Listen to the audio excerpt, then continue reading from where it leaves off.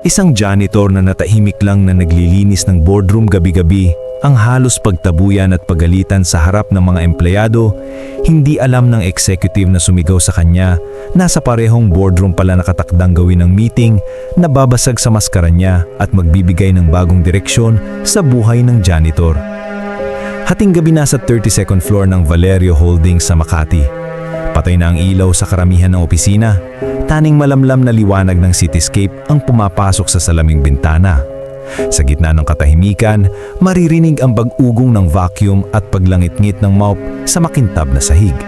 Si Lino yon, nakaberdeng uniforme, pawis na pawis ngunit maingat ang bawat galaw, parang ang bawat linya ng tile ay may halaga. 2 taon ng janitor si Lino sa building na iyon.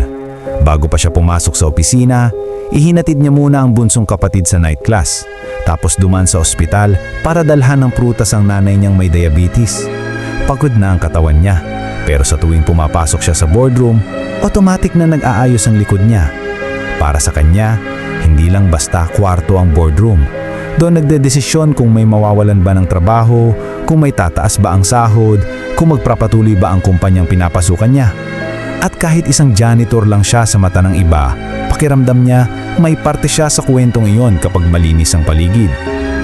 Kinukuskus pa lang niya ang gilid ng mahabang mesa nang bumukas ang pinto ng malakas. "Anong ginagawa mo rito sa oras na to?" Malakas na boses ang gumuhit sa katahimikan. Napalingon si Lino.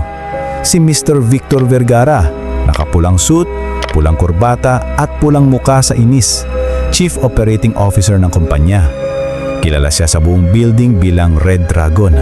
Mabilis magpaalis, mabilis magtaas ng boses, at mabilis magbaba ng tingin sa mga taong mababa ang ranggo. "Sir, naglilinis lang po," magalang na sagot ni Lino. "May instruction po na kailangan daw kasing kintabukas, may investors meeting." "Alam po," putol ni Vergara. "Pero sino ang nag-utos sa'yo na galawin tong setup?" Tinuturo niya ang upuan na bahagyang nailihis ni Lino para makapag-mop sa ilalim. "Sir, ibabalik ko naman po pagkatapos kong maglinis. Mahirap pong abutin yung..." "Excuses?" singhal ni Vergara, sabay kalabog ng kamay sa mesa. Sa labas ng salaming pader ng boardroom, may 2 empleyadong napahinto. Sina Andrea at Mark, parehong middle-level managers. Napatingin sila sa loob, nang laki ang mata, at kusang hinawakan ni Mark ang cellphone niya. Lumapit ng maraha si Vergara, halos dikit na sa mukha ni Lino. "Nakikita mo ba tong mesa?" tanong niya, mariin. "Dito nakaupo ang mga taong nagbabayad sa sahod mo. Isang gasgas, isang mantsa, isang mali sa ayos, malaking perang katumbas. Naintindihan mo?" Sumimsim ng hangin si Lino. Pilit pinapanatili ang respeto. "Opo sir, kaya nga pumaaga akong naglilinis para siguradong masira." Mabilis niyang sinungkit ang basang-basahan kay Lino at itinapon sa sahig. "Tingnan mo, basa pa. Anong gagawin mo kung may pumasok na bigla at nadulas? Wala ka bang alam sa safety?" Tingnan niya ang mga nakamasid na labas. "Kita nyo? Ito ang problema sa mga taong pinapasok ngayon, hindi nag-iisip." Napahiya si Lino. Ramdam niyang namumula na rin ang mukha niya, hindi sa galit, kung hindi sa hiya. "Pasensya na po sir, wala pong ibang tao sa schedule, ako lang po ang naka-assign." "Lumuhod ka," malamig na sabi ni Vergara. Natigilan si Lino. "Ha, sir?" "Lumuhod ka at kuskusin mo yung kinakilab na yan." Turo nito sa konting watermark sa gilid ng mesa. "Kung gusto mong manatili sa trabahong to, ipakita mong may silbi ka. At hawakan mo yung map ng parang buhay mo ang nakatali dyan. Naintindihan mo?" Sa labas, nanlaki ang mata ni Andrea. "Sir naman," bulong niya, pero hindi siya maririnig. Si Mark, hindi na napigilang pindutin yung record sa camera app. Nanginginig ang kamay, pero desididong makuha ang lahat. Dahan-dahan lumuhod si Lino, hawak ang basahan, habang si Vergara ay patuloy na nagpapaulan ng salita. "Kayo talagang mga janitor.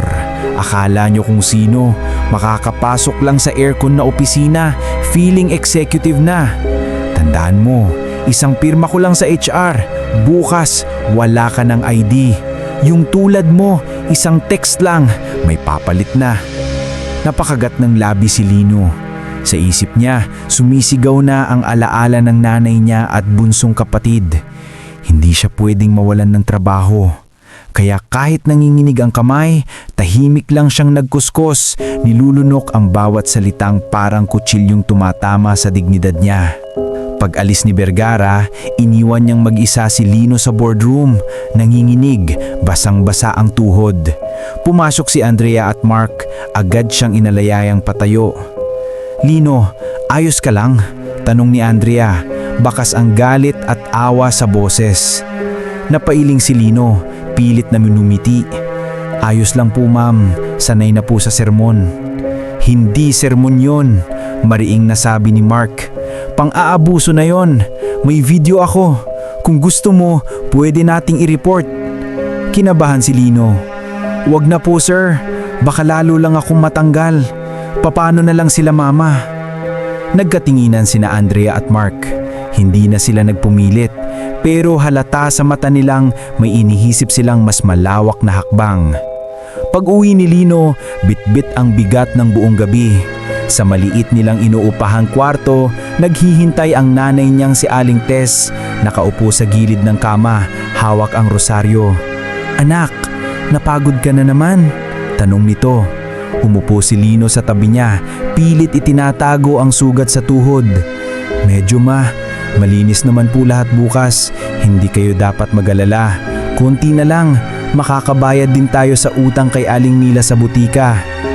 "Salamat sa tiyaga mo anak, pero pangako mo sa akin ha, kahit anong trabaho, huwag mong hahayaang tapakan ng pagkatao mo."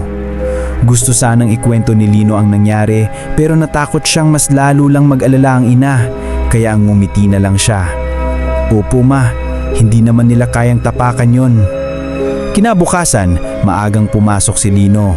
Sa bulletin board ng pantry, nakapaskil ang malaking notice. "Mandatory Culture and Ethics Meeting, Boardroom, 3 p.m. Attendance, all executives, selected staff representatives." Napakunot ang noo niya. Ano kaya meron? Bulong niya sa sarili. Bandang tanghali, nag-text si Andrea. "Lino, pakipunta raw sa HR office bago mag 3 p.m. May kailangan lang daw na clearance." Kumabog ang dibdib niya. Baka ito na. Baka na-report siya ni Vergara at tatanggaling na siya. Sa HR office, sinalubong siya ni Miss Irene, ang HR head, kasama ng isang lalaking hindi niya kilala, nakasimple pero elegante na polo. Si Mr. Santos, representative daw ng foreign partners. "Lino," bungad ni Miss Irene, "may ipapakiusap kami sa'yo, pero gusto kong malaman mo, ligtas ka rito. Walang tatanggal sa'yo." Mas lalo siyang kinabahan. "Ma'am, napanood namin ng isang video kagabi, galing sa isa sa mga kasamahan mo. Alam naming hindi ikaw ang nagpadala. Gusto naming marinig ang side mo." Nagtagpo ang mga mata nila. Sa wakas, wala nang may tatago si Lino. Dahan-dahan niyang isinalaysay ang pangyayari. Hindi nagdadagdag, hindi nagbabawas. Hindi niya pinaganda ang sarili. Sinabi niyang, "Siguro po nagkamali rin ako. Dapat naglagay ako ng wet floor sign." Pero klaro din siyang inamin kung gaanong kasakit ang mga salitang binitawan ni Vergara. Pagkatapos niyang pakinggan, tumanggo si Miss Irene. "Salamat sa katapatan mo, Lino. Ngayon, may meeting mamaya sa boardroom tungkol sa bagong Code of Ethics ng kumpanya. Nandito ang global CEO via video call, pati mga foreign investors. Gusto naming imbitahan ka doon bilang testigo at kinatawan ng mga rank and file." Nanlaki ang mata ni Vino. "Ma'am, hindi po ako marunong magsalita sa harap ng mga boss. Baka magkalat lang ako." "Hindi namin kailangan ng perpekto. Kailangan lang namin ng totoo. Kung hindi ka komportableng magsalita, pwede kang sumagot lang kapag tinanong, pero mahalaga ang presensya mo." Sa huli, pumayag si Lino. Hindi dahil sa tapang, kundi dahil sa pag-asang baka hindi na maulit sa iba ang naranasan niya. Bago tayo magpatuloy, kung nagustuhan mo ang part 1 ng ating kwento, pakihit naman po ang like button, at kung baguhan ka naman sa ating channel, pakihit ang subscribe button. Salamat po sa suporta. Sige, ituloy na natin ang kwento. 3:00, puno ang boardroom. Nandun ang mga direktor, managers at syempre si Vergara. Nakapulang suit pa rin, kumpiyansa sa sarili. Nang makita niya si Lino sa gilid kasama sina Andrea at Mark, nagtaas siya ng kilay.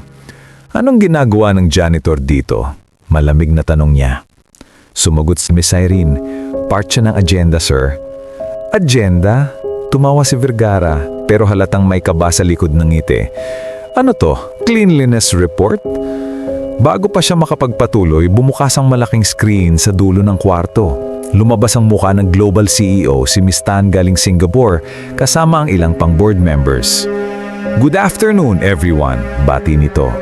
Narito tayo ngayon hindi lang para pag-usapan ng expansion, kundi para harapin ang isang seryosong issue tungkol sa kultura ng ating kumpanya. Napalunok si Vergara. Nakatingin na sa kanya ang ilan parang may alam. Miss Irene? Utos ni Miss Tan. Pakiplay na ang video. Umilaw ang screen at doon sa harap ng lahat, muli nag-replay ang eksenang ayaw ng balikan ni Lino.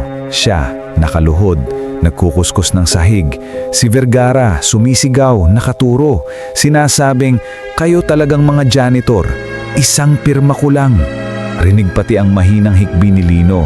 Ang mga nagpipigil na hinga ni na Andrea at Mark sa labas. Tahimik ang kwarto, walang kumukurap. Pagkatapos ng video, halos dinig ang tibok ng mga puso. Mr. Vergara, mahinahon pero mariing sabi ni Miss Tan, kilala ko kayo bilang mahusay sa numero, pero paano nyo ipapaliwanag ang numerong ito? Itinuro niya ang isa pang slide, graph ng turnover rate ng rank and file, data ng complaints, evaluation ng kultura. Most of the complaints about abusive behavior come from your division. Nag-init ang mukha ni Vergara. Miss Tan, dapat po tignan nyo din ang konteksto. Hindi nyo nakikita kung gaano katigas ang ulo ng iba naming staff. Disiplina lang po yon, medyo napalakas lang. Disiplina ba ang tawag sa pagpapaluhod ng isang empleyado sa harap ng iba habang minamaliit ang trabaho niya? Putol ni Miss Tan. Ito ang meeting kung saan magpapasya kami kung anong klaseng kumpanya ang gusto naming maging. Hindi kami perpekto pero hindi kami papayag na ang mga taong pinakamasipag at pinakamababa ang posisyon ang siya pang pinakanapapahiya. Tumayo si Lino kahit hindi inaasahan, parang may sariling isip ang mga paa niya. Ma'am, mahinang sabi niya, pwede po bang magsalita? Go ahead, Lino, sagot ni Miss Tan. Huminga siya ng malalim. Ma'am, totoo po, nasaktan po ako sa nangyari. Natakot po ako sa trabaho ko. Pero wala po akong intensyong sirain ang pangalan ni Sir Vergara.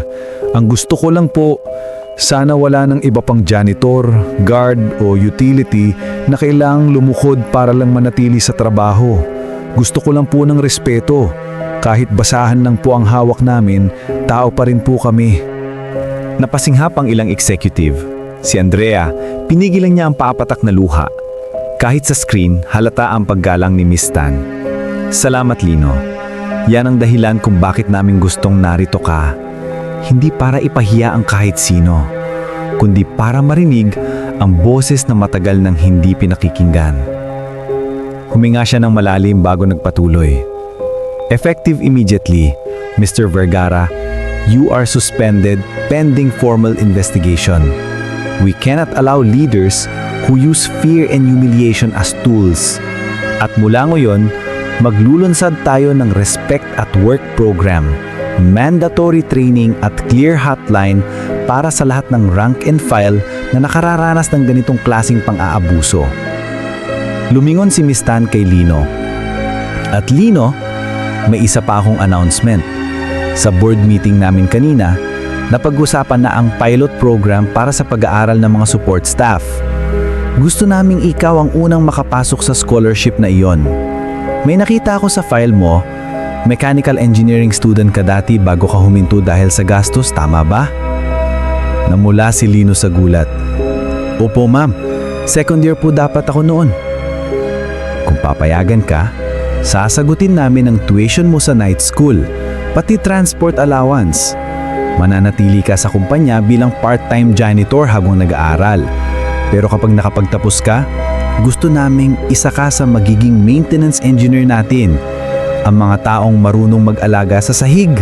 Madalas, sila rin ang pinakamagaling mag-alaga sa buong building. Hindi na napigilan ni Lino ang luha. Hindi niya inaasahan na ang gabi ng kahihiyan ang magiging pintuan ng oportunidad. Ma'am, maraming salamat po. Pangako po, hindi ko sasayangin. Sa gilid, nanginginig si Vergara, hindi makapaniwala. Hindi sumigaw ang mga tao, pero ang tahimik na reaksyon, ang tingin ng bawat isa, malinaw. Tapos na ang panahong kayang takpan ng pulang suit ang anumang abuso. Lumipas ang mga buwan. Itinuloy ang kaso laban kay Vergara ayon sa proseso. Wala nang sigawan sa hallway, wala nang naglalakad na manager na parang hari. Si Lino, gabi pa rin naglilinis, pero ngayon may dala ng backpack na may lamang engineering books. Minsan, nadatnan siya ni Miss Irene sa boardroom, nagbabasa ng electrical diagrams habang nakasandal sa mesa na dati niyang kinuskos ng nakaluhod. Lino, hindi ka na kailangan magtagal dyan, biro ni Miss Irene. Baka bukas, ikaw na yung nasa kabilang side ng table, nagpe-present ng safety improvements. Ngumiti si Lino. Ma'am, kahit saan pong side, okay lang sa akin. Basta sigurado akong wala nang katulad kong papaluhodin dito. Pagkaraan ng ilang taon, natapos ni Lino ang kanyang degree. Ang unang proyekto niya bilang engineer ng Valerio Holdings ay hindi bagong elevator o high-tech na lobby, kundi simpleng sistema para mas maprotektahan at mapahalagahan ang support staff, mas maayos na locker room, resting area, at grievance mechanism. Tuwing may orientation ng bagong empleyado, siya mismo ang nagsasabi, "Ako po si Lino. Dati akong janitor dito. Kaya bago kayo magreklamo sa basa sa sahig o sa maling ayos ng upuan, tandaan yung may taong pagod sa likod nun at baka mas pagod pa siya sa inyo." Ang kwento ni Lino ay paalala sa atin na ang tunay na sukatan ng galing ng isang kumpanya o leader ay hindi kung paano sila magsalita sa boardroom, kundi paano nila tratuhin ang mga taong naglilinis nito matapos silang umalis. Walang posisyong sobrang taas o trabahong sobrang baba para maging lisensya sa pananakit o panghihiya. Kung ang kwentong ito ay tumama sa puso mo, kung naalala mo ang janitor, guard o utility sa opisina o eskwela niya na madalas hindi napapansin, huwag mo nang hayaan na hanggang dito na lang. I-like mo ang video, i-share sa pamilya at mga kaibigan at ipaalala sa kanila na ang respeto ay hindi dapat nakabase sa kulay ng uniform o taas ng sahod. At kung hindi ka pa nakakapag-subscribe, isaalang-alang mang sumama tayo dito sa channel na to para sa mas marami pang kwentong magbubukas ng mata, magpapainit ng puso at magtuturo kung gaano kahalaga ang dignidad, katarungan at pangalawang pagkakataon. Maraming salamat sa pakikinig at sana sa susunod na makasalubong mo ang taong may hawak ng walis o map, kaya mo na siyang ngitian at pasalamatan mula sa puso. Kung gusto niyo pong manood ng ibang kwento, pakiclick lang po ang video sa itaas. See you there!